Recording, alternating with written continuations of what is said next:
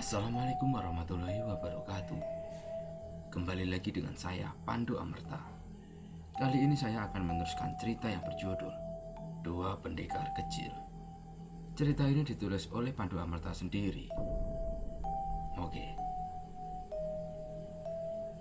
Bayangkan malam yang sunyi, di mana bayangan bergerak tanpa suara, dan angin berbisikan rahasia gelap. Selamat datang di dunia yang penuh dengan misteri dan ketakutan, di mana setiap langkah bisa menjadi yang terakhir. Bersiaplah untuk merasakan ketegangan yang mencekam dan kengerian yang tak terduga. Ini adalah kisah yang akan menghantui mimpi Anda. Selamat datang di cerita Dua Pendekar Kecil. Selamat mendengarkan. Bisa menyembuhkan luka-lukanya secara cepat, ucap bapak. Ya, para ninja itu bukan sembarangan, karena mereka dibekali dengan ilmu-ilmu tertentu. Bahkan mereka bisa menyembuhkan lukanya secara hitungan menit. Ninja itu beraksi saat malam hari. Saat habis kejadian itu, bapak kembali bertemu dengan ketua dusun dan berencana untuk meminta bantuan kepada seseorang. Setelah keputusan ketua dusun, bapak kembali memanggil Pak Lek Chandra untuk datang ke rumah. Setelah asar, Pak Lek datang ke rumah. Assalamualaikum, Mbak Yu. Salam, Pak Lek. Waalaikumsalam. Bentar. Walah, Chandra toh.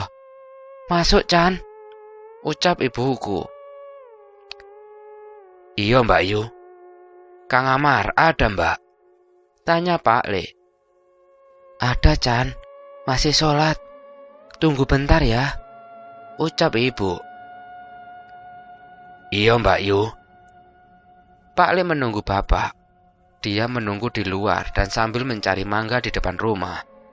Tetapi Pak Le melihat ada tanda silang warna putih di tiang kayu rumahku. Dan habis itu Pak Lik melihat daun-daun pohon mangga kayak habis ditebang, sangat berantakan. Saat Pak Lik masih fokus, tiba-tiba bapak memanggil. Chandra, panggil bapakku. Iya, Kang. Ini apa habis ditebang, Kang? Tanya Pak Lik. Tidak, Chan. Tadi malam mereka menyerangku, ucap bapak. Kang Amar tidak apa-apa? Tanya Pak Lek khawatir. Alhamdulillah aman, Chan. Tapi kita harus meminta bantuan sama Kang Sugeng. Mereka bukan orang sembarangan. Aku aja kewalahan melawannya, ucap bapak.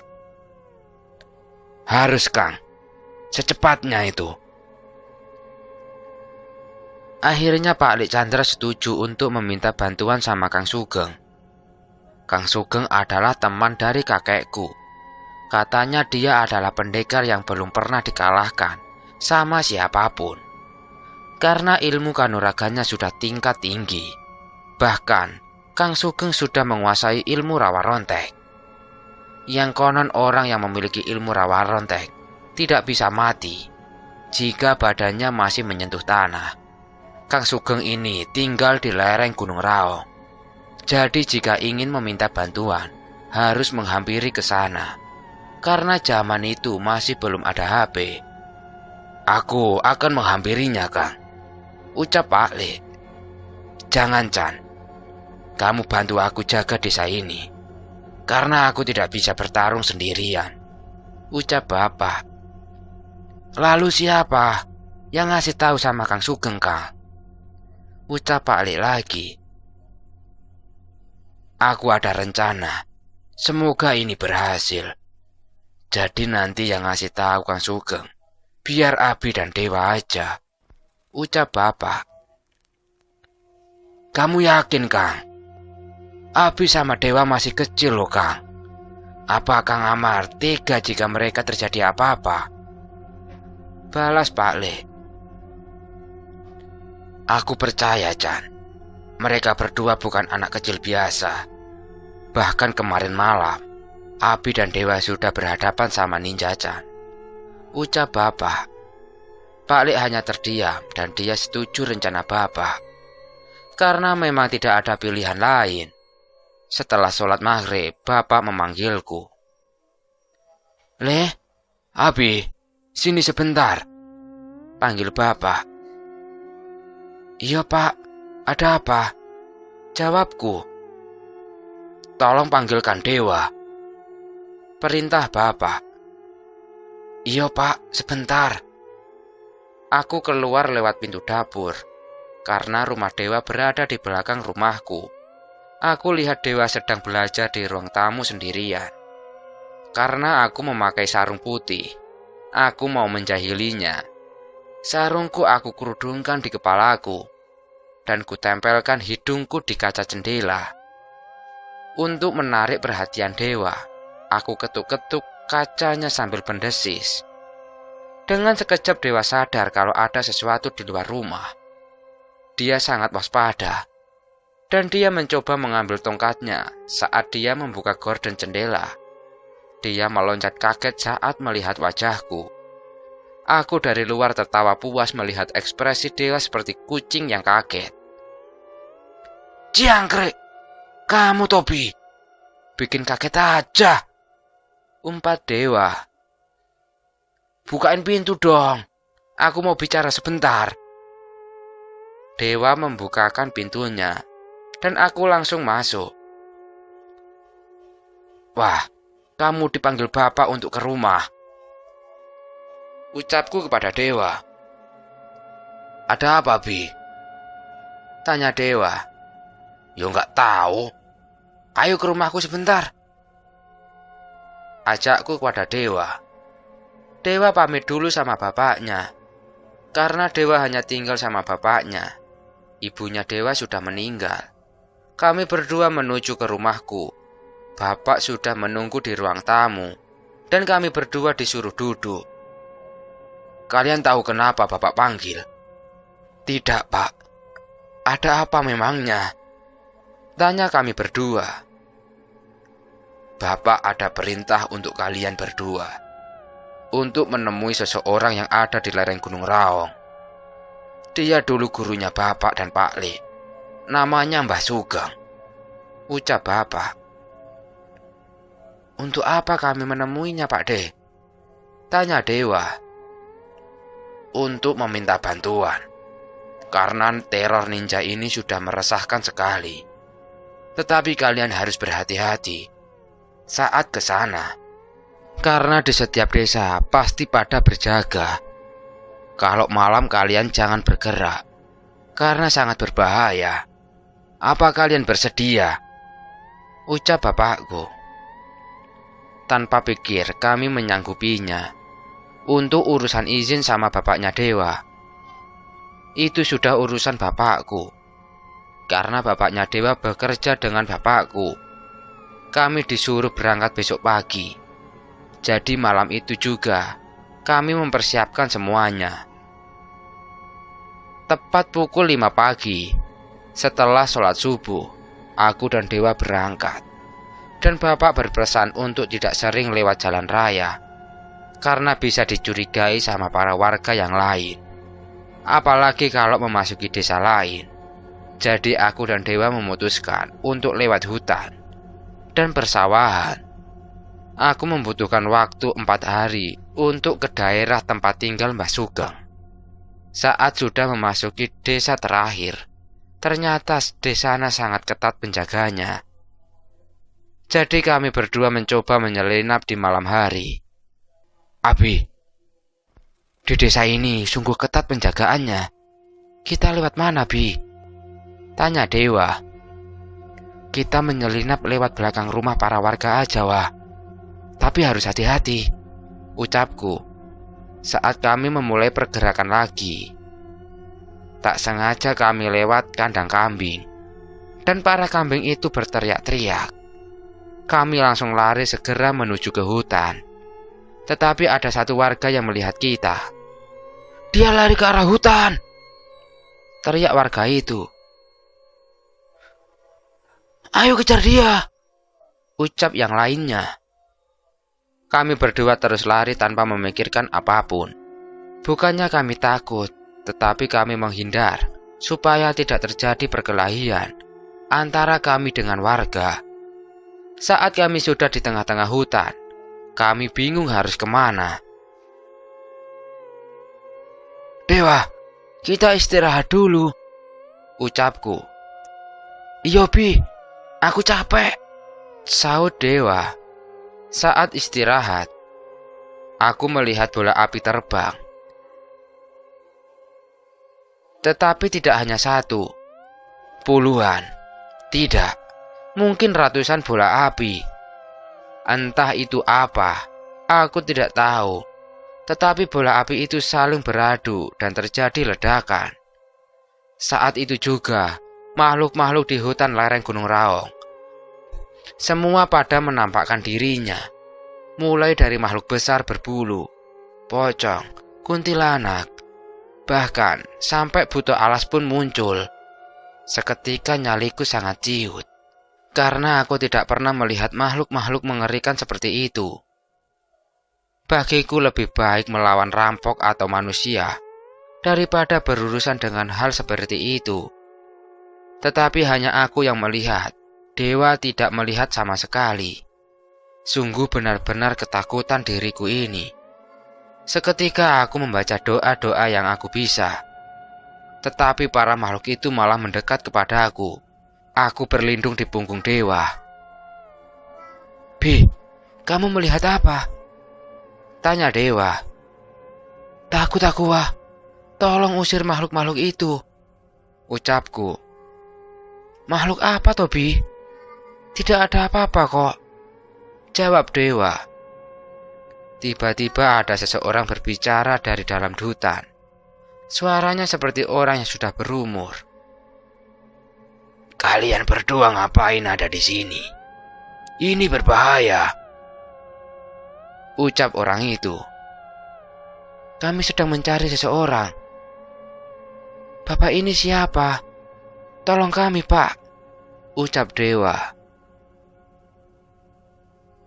"Kalian mencari siapa? Kenapa mencari seseorang sampai ke hutan?" ucap seseorang itu. "Ceritanya panjang, Pak. Intinya kami mencari Mbah Sugeng." Saat mendengar nama Mbah Sugeng, orang itu mendekat ke arah kami. "Untuk apa kalian mencariku?" ucap orang itu lagi. "Apa Mbah ini Mbah Sugeng?" tanya Dewa. "Ya, aku Sugeng." "Ya udah, ayo ikut aku ke gubukku dulu. Kalian ceritakan semuanya di sana." Akhirnya kami ikut dengan orang itu, dan kami disuruh masuk ke gubuknya. Di dalam gubuknya sangat sederhana, hanya ada tempat tidur kecil dan 2 buah kursi saja. Aku sungguh heran, kenapa masih ada yang tinggal di tengah hutan seperti ini, tanpa penerangan. Hanya obor kecil saja penerangannya. "Kalian ini siapa? Kenapa kalian bisa sampai di sini?" tanya Mbah Sugeng. "Begini, Mbah. Kami dapat perintah untuk mencari Mbah Sugeng, karena di desa kami teror ninja sangat meresahkan. Dan sudah banyak korbannya, Mbah. Apalagi para orang-orang yang dianggap dukun, pasti dibantai. Tetapi sekarang tidak hanya para dukun saja. Para ulama dan kiai, dan para guru ngaji di musola, itu juga menjadi incarannya," ucap Dewa. "Yang menyuruh kalian siapa?" tanya Mbah Sugeng lagi. "Bapak saya, Mbah. Pak Amar," jawabku. "Jadi yang menyuruh kalian itu adalah Amar. Tega sekali Amar itu." "Tidak, Mbah. Memang ini salah satu ujian dari kami untuk kenaikan tingkat di silat, Mbah," jawab Dewa. Kami berdua menjelaskan kepada Mbah Sugeng tujuan kami mencarinya. Mbah Sugeng bisa membantu kami, Tetapi kami harus menginap 7 hari di gubuk kecil Mbah Sugeng. Karena Mbah Sugeng tidak bisa membantu secara langsung. Jadi bantuan yang diberikan Mbah Sugeng adalah ilmu kanuragan yang akan diberikan kepada kami.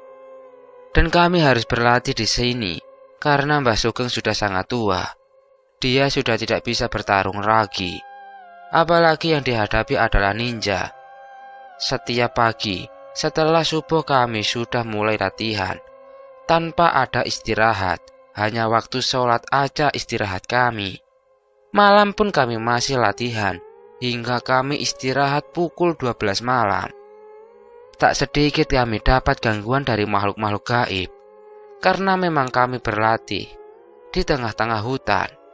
Yang awalnya aku takut saat melihat makhluk gaib, sekarang sudah tidak takut lagi. 1 minggu pun kami lewati, dan saatnya kami kembali ke desa.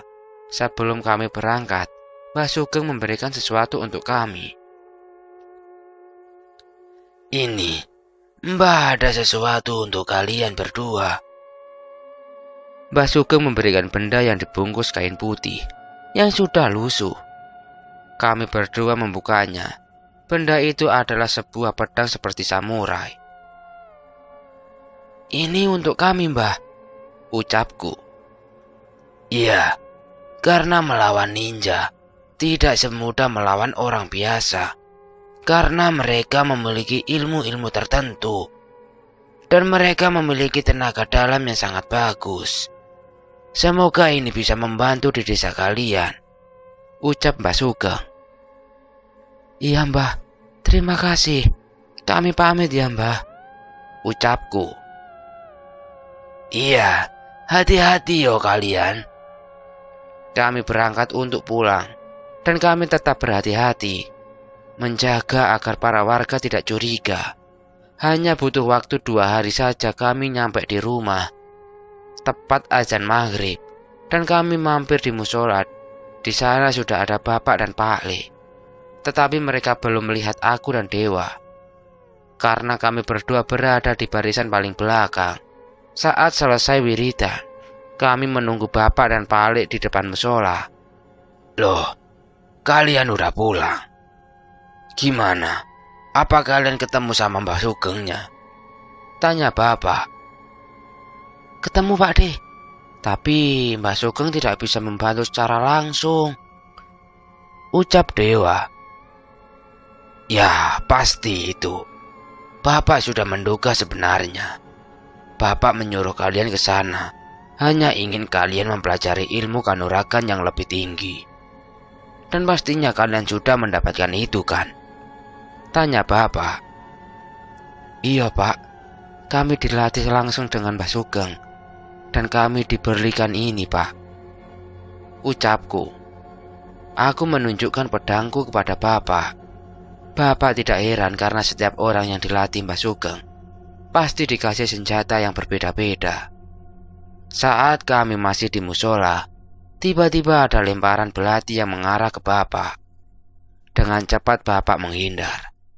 Orang-orang yang masih ada di musola sama bapak disuruh masuk ke musola dan menutup pintunya. Kalian sekarang bantu bapak. Tunjukkan sama bapak yang sudah dilatih sama Mbah Sugeng, ucap bapak. Baik. Kami segera melepas tas kami dan siap untuk bertarung. Mungkin sekitaran 15-an ninja yang ada. Aku mengeluarkan pedang yang diberikan Mbah Sugeng. Sungguh pedang istimewa. Aku dan Dewa langsung menyerang ninja-ninja itu dengan jurus yang sama dengan bapak kemarin. Kami bisa menghilang dan muncul sesuka kami. Sebenarnya tidak menghilang, tetapi gerakan kami yang terlalu cepat sampai tidak bisa dilihat dengan mata. Tidak ada serangan ninja itu yang mengenai kami, tetapi para ninja itu yang kewalahan melawan kami. Tetapi saat kami lagi sibuk bertarung, tak terlihat dari atas musola ada ninja yang menyelinap dan melemparkan senjatanya ke arah bapak. Tepat di dadanya senjata itu menancap. Aku melihat bapak sudah tergeletak bercucuran darah. Saat melihat bapak sudah terkena di bagian yang fatal, para ninja itu pergi. "Bapak!" Aku berteriak. Bapakku, Amar Wijaksono, telah meninggal. Tetapi setelah meninggalnya bapak, tidak ada ninja-ninja yang datang ke desa kami lagi. Aku sangat marah dengan keadaan ini. Ingin sekali membalas dendam, tetapi Pak Likku selalu meredam amarahku.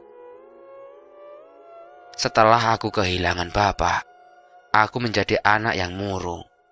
Tetapi untungnya ada dewa yang selalu menghiburku. Aku terus belajar mengaji dan silat di setiap malamnya.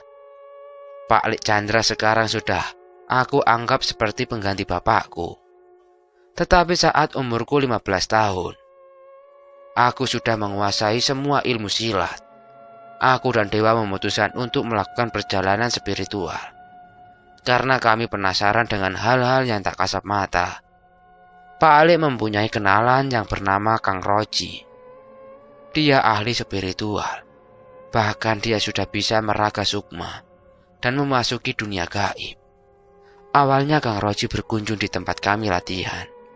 Dan dia bercerita tentang hal-hal dunia gaib. Dari situ aku dan dewa penasaran. Dan memutuskan untuk belajar sama Kang Roji. "Abi, ayo ke rumahnya Kang Roji nanti sepulang sekolah," ajak dewa. "Ayo, aku mau belajar ilmu spiritual," jawabku. Setelah pulang sekolah, aku dan dewa langsung ke rumah Kang Roji. Bahkan kami belum ganti baju. Ternyata Kang Roji masih bekerja. Kata istrinya nanti setelah sholat maghrib pulangnya.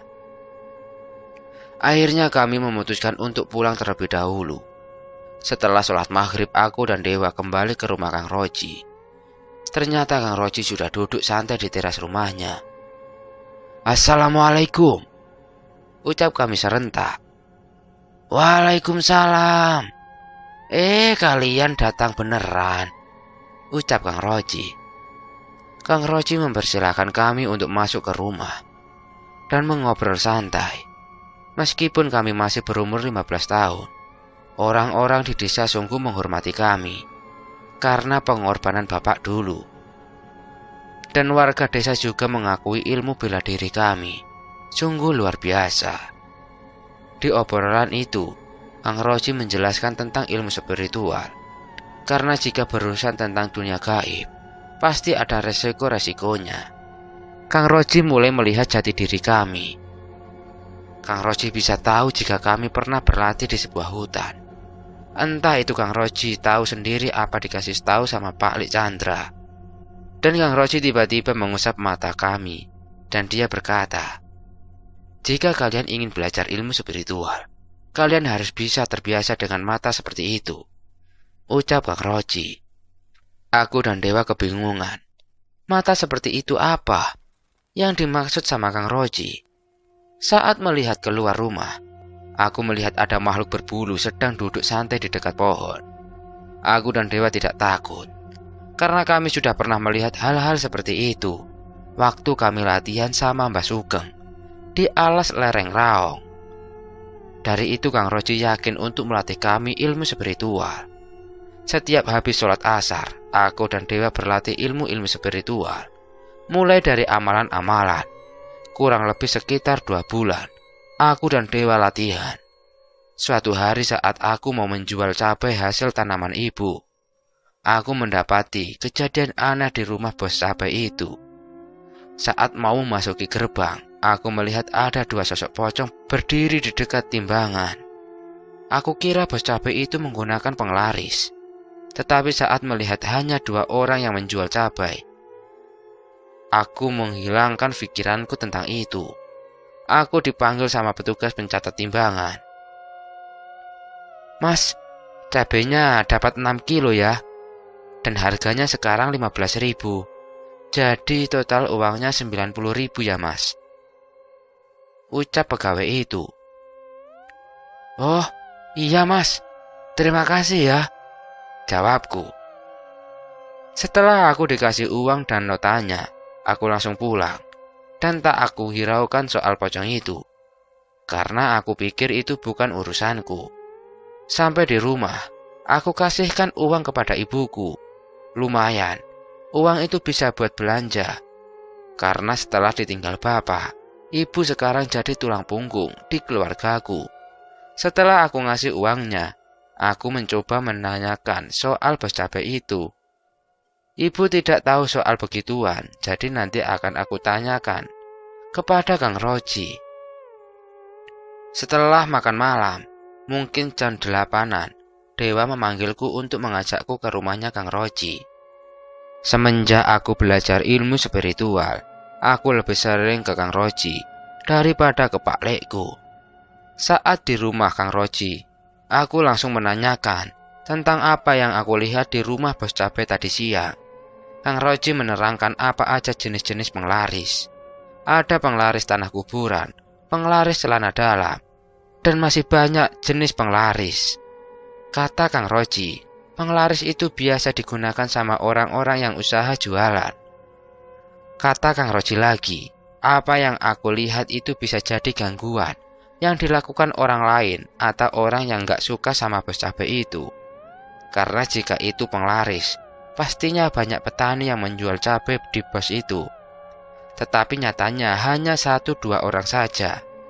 Saat itu juga Kang Roji ngajak aku dan Dewa ke rumah bos cabai itu untuk melihat apa yang sebenarnya terjadi. Setelah nyampe di rumahnya, Kang Roji mencoba mengobrol dengan petugas penimbang.